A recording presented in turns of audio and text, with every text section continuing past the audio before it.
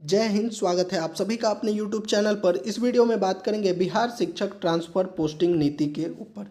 कितने शिक्षकों को जो है स्थानांतरण का लाभ मिलेगा, कितने शिक्षक जो है स्थानांतरण के लिए आवेदन करेंगे, और सबसे बड़ा जो प्रश्न है, आज जो है मैसेज एक वायरल हो रहा है, शिक्षकों के सभी ग्रुप में शेयर किया गया है कि क्या दूरी के आधार पर नहीं होगा शिक्षकों का ट्रांसफ़र पोस्टिंग। तो देखिए, दूरी के आधार पर भी होगा शिक्षकों का ट्रांसफ़र पोस्टिंग, और इसका मैं प्रमाण भी आपको इस वीडियो में दिखाने वाला हूं। तो वीडियो को पूरा देखिएगा। साथ ही अगर आप हमारे चैनल पर पहली बार आए हैं तो जल्दी से चैनल को सब्सक्राइब कर दीजिएगा, वीडियो को लाइक और शेयर कर दीजिएगा। साथ ही अगर आपका कोई प्रश्न है तो आप कमेंट बॉक्स में जो है पूछ सकते हैं, या फिर टेलीग्राम का लिंक दे दिया है, आप टेलीग्राम पर जुड़ के जो है डायरेक्टली आप हमसे बात करके आप अपने प्रश्नों का जो है जवाब जान सकते हैं। इसके अलावा देखिए, जो आपका मार्गदर्शिका जारी किया गया था स्थानांतरण नीति को, उसमें लिखा गया था कि आपको जो है आवेदन जो है 1 से 15 दिसंबर के बीच देना है।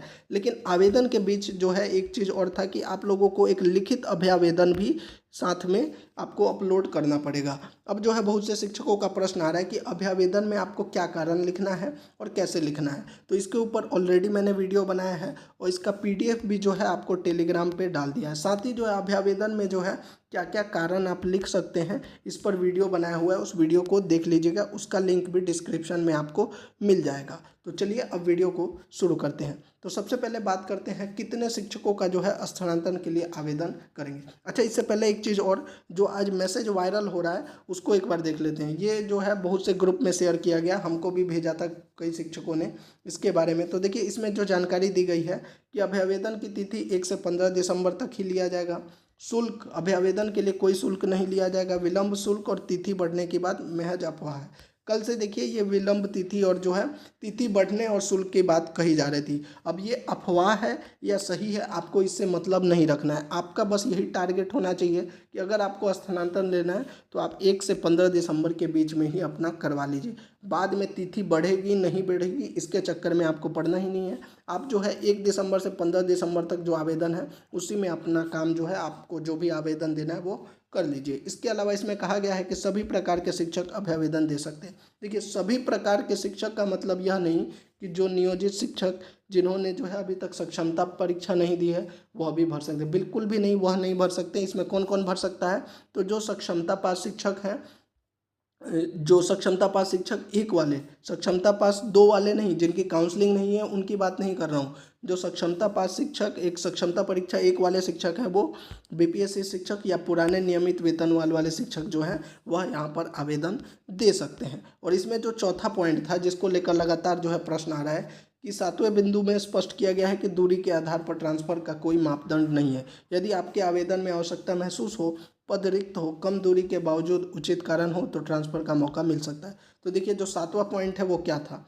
ऐच्छिक स्थान से वर्तमान पदस्थापन की दूरी शिक्षक शिक्षिका दोनों के लिए। यहाँ पर तो क्लियरली यही लिखा हुआ है कि भाई दूरी के आधार पर ही है। अब देखिए, ये इसका मतलब यह नहीं हुआ कि सिर्फ दूरी के आधार पर, जरूरी यह नहीं है कि सिर्फ दूरी के आधार पर ही हो, और भी कारणों पर आप जो है इसमें अप्लाई कर सकते हैं, लेकिन दूरी भी मैटर करती है। अब देखिए, आगे इसके बारे में मैं और भी थोड़ा डिफाइन करके बता देते हैं। सबसे पहले ये देख लेते हैं कि कितने शिक्षक स्थानांतरण के लिए आवेदन करेंगे।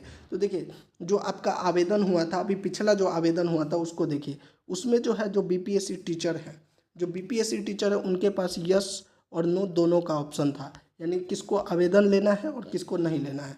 तो जिन्होंने पिछली बार यस किया था वह इस बार भी यस करेंगे, और जिन्होंने नो किया था इसमें से भी जो है 90% शिक्षक जो है यस करके आवेदन देंगे। ऐसा क्यों? क्योंकि पिछली बार जो है आपके दोनों हाथ में लड्डू नहीं था, लेकिन इस बार जो है आपके दोनों हाथ में लड्डू है। क्योंकि पिछली बार ये था कि जिन्होंने आवेदन दिया है उनका 100% ट्रांसफ़र होगा। अगर उन्होंने जो विकल्प दिया है उसमें उनका नहीं होगा तो दूसरा जो भी होगा उसके आधार पर कर दिया जाएगा। तो इसलिए जो है बहुत से शिक्षकों ने जो है रिस्क नहीं लिया और नो भी कर दिया। और यानी कि लेकिन इस बार क्या है कि इस बार जो है आप आवेदन देंगे। अगर शिक्षा विभाग को लगता है कि आपको स्थानांतरण का लाभ मिलना चाहिए तो यहाँ पर मिल जाएगा। लेकिन अगर शिक्षा विभाग को लगता है या फिर जो है रिक्तियाँ नहीं रहीं तो आप जहाँ पर हैं वहीं पे बने रहेंगे, आपका स्थानांतरण नहीं होगा। यानी कि दोनों हाथ में लड्डू है, यानी कि मैक्सिमम शिक्षक जो है यहाँ पर अप्लाई करेंगे।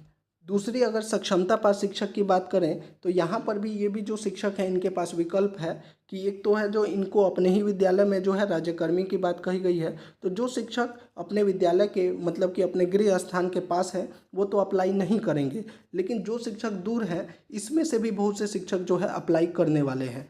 तीसरा जो है जो पुराने नियमित वेतनमान वाले हैं वह भी इसमें से बहुत से शिक्षक जो है इस बार अप्लाई करेंगे जो अपने गृह स्थान से दूर है, यानी जो पिछली बार आवेदन की प्रक्रिया थी उससे जो है ज़्यादा आवेदन होगा, क्योंकि सभी के पास विकल्प है। अगर स्थानांतरण शिक्षा विभाग चाहेगा तो मतलब कि उसका लाभ आपको मिलेगा, और नहीं हो पाएगा तो आप जहाँ पर हैं वहीं पर बने रहेंगे। तो ऐसे में जो है मैक्सिमम यहाँ पर जो शिक्षक होंगे वो यहाँ पर स्थानांतरण के लिए अप्लाई करेंगे। तो यानी कुल मिलाकर देखा जाए तो लगभग 2.5 से 3 लाख जो है आवेदन हो सकता है। अब इसमें बात कर लेते हैं जो दूरी के आधार पर होगा स्थानांतरण उसके बारे में, और किसको यहाँ पर जो है स्थानांतरण का लाभ मिलेगा। सबसे पहले जो ये आपका पॉइंट है इसमें जो 7 पॉइंट दिया गया है, इसमें जो 6 पॉइंट है यहाँ पर तो 101% जो है अगर आप जो अप्लाई करते हैं तो इनको जो है स्थानांतरण का लाभ मिलेगा, जो विशेष समस्या वाले हैं, क्योंकि इसमें ज़्यादातर शिक्षक ऐसे होंगे जिनका जो है जहाँ पर भी जो विकल्प होगा वो मिल जाएगा, क्योंकि इनकी संख्या काफ़ी कम है। लेकिन जो 7वां पॉइंट है इसी की मैं बात कर रहा हूँ, इसमें सबसे ज़्यादा आवेदन होने वाला है। तो देखिए इसमें 2 विकल्प होगा। जो 7वां पॉइंट है सभी के लिए विकल्प जो है 7वां, इसमें 2 चीज़ होगा। और क्यों मैं कह रहा हूँ कि दूरी के आधार पर होगा स्थानांतरण, इसको आप समझिए। अब मान लीजिए यहाँ पर 5 शिक्षकों ने जो है अप्लाई किया हुआ है, ये मैं 7वें पॉइंट के अंदर बता रहा हूँ कि 5 शिक्षकों ने अप्लाई किया है, और जहाँ पर अप्लाई किया है वहाँ पर 5 से ज़्यादा मतलब रिक्तियाँ हैं, तो यानी सभी का स्थानांतरण हो जाएगा। लेकिन तीसरा जो है, मान लीजिए 5 शिक्षकों ने अप्लाई किया है 7वां पॉइंट के अंदर, यानी कि इसके अंडर जो है अप्लाई किया है, लेकिन जो रिक्तियाँ जहाँ पर अप्लाई किया गया है वहाँ पर सिर्फ 3 शिक्षकों का स्थानांतरण दिया जा सकता है। तो फिर यहाँ पर किस चीज़ के आधार पर किया जाएगा, तो 101% दूरी के आधार पर ही होगा, क्योंकि बाकी जो कारण है उसके आधार पर तो यहाँ पर 1 2 3 4 5 6 कारण दे ही दिया गया है कि इसमें आप ले ही सकते हैं। लेकिन इसके अलावा जो है दूरी के आधार पर जो लेना चाहते हैं और 5 शिक्षक मान लीजिए हैं और 3 ही लोगों का स्थानांतरण संभव हो सकता है, तो फिर किस आधार पर होगा, तो ऑब्वियसली है जिसका मान लीजिए किसी का 50 किलोमीटर, किसी का 100 किलोमीटर है, किसी का 200 किलोमीटर है, किसी का 20 किलोमीटर है, किसी का 300 किलोमीटर, तो ऑब्वियसली है यहाँ पर दूरी ही मैटर करेगा। और इसमें क्लियरली लिखा हुआ है कि ऐच्छिक स्थान से वर्तमान पदस्थापन की दूरी शिक्षक शिक्षिका दोनों के लिए। और जो आपका स्थानांतरण नीति पहले आया था उसमें भी अनुमंडल की बाध्यता किस लिए थी, पुरुषों के लिए अनुमंडल की बाध्यता तो इसीलिए थी ना कि शिक्षकों को जो है जो आपका गृह स्थान है उससे कुछ दूर रखा जाए। और जो महिलाओं के लिए थी कि पंचायत अपना पंचायत ना दिया जाए, उसमें भी यही कारण था। और जो शिक्षक अभी अप्लाई कर रहे थे कि नहीं अनुमंडल नहीं होना चाहिए, वह भी तो दूरी, वह भी तो ये चाहते थे कि स्कूल के पास हो। तो जो अप्लाई कर रहे हैं वह भी दूरी के आधार पर, और जो शिक्षा विभाग जो है स्थानांतरण में परिवर्तन किया था वह भी दूरी के आधार पर। तो ऑब्वियसली है दूरी भी मैटर करता है। जो इसमें बहुत से शिक्षक कह रहे थे कि दूरी को मैटर, बिल्कुल दूरी भी आपका मैटर करेगा, लेकिन हाँ सिर्फ दूरी ही नहीं, अगर आपके पास कोई स्पेशल रीजन इसके अलावा है वह भी जो है आप अभ्यावेदन में लिख सकते हैं। उसका ऑलरेडी मैंने वीडियो बनाया हुआ है, वो जाकर देख लीजिएगा कि कौन कौन सा रीजन आप उसमें लिख सकते हैं। तो ये थी पूरी जानकारी। आपको अच्छी लगी हो तो चैनल को जरूर सब्सक्राइब कर दीजिएगा, और आपका इस पर क्या विचार है आप कमेंट बॉक्स में बता सकते हैं। साथ ही चैनल को जरूर सब्सक्राइब कर दीजिएगा, क्योंकि जैसे ही आपका आवेदन प्रक्रिया शुरू होगा तो मैं ऑनलाइन अप्लाई करके भी दिखाऊंगा कि कैसे आपको स्थानांतरण के लिए यहाँ पर जो है आवेदन भरना है। तो जय हिंद।